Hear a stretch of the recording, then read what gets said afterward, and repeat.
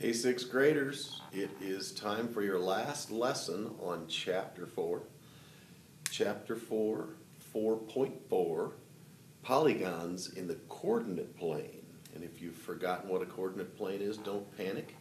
You will remember relatively quickly when you see some of the examples that I'm going to show you soon. So a coordinate plane is basically, it looks like a piece of graph paper, and we have an x-axis along the bottom where it's numbered from 0 to, say, 10 or 20 or as far out as we want to number. And then we have a vertical axis that is also numbered starting at 0 up the side to 10, 20, etc.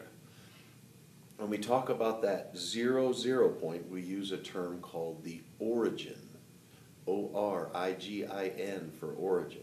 0, 0 is always our origin. It's basically where our coordinate plane starts. Okay? Coordinate planes can be numbered by 1s across the bottom, 2s, 5s, 10s, etc. if we want to use larger numbers. The numbers we use on the x-axis, the coordinate that runs horizontal, has to be the same interval that we use when we do the vertical. So if I go by 1s on the bottom, I want to go by 1s on the side. The side, by the way, the vertical axis is referred to as the y-axis. Is anybody making the connection between science and math right now? That's right. We use the same axes in science that we do in math. So I don't have a whole lot for you today on our notes. We're just going to look at basically how do we put points in that axis. We have to go over before we go up, remember that?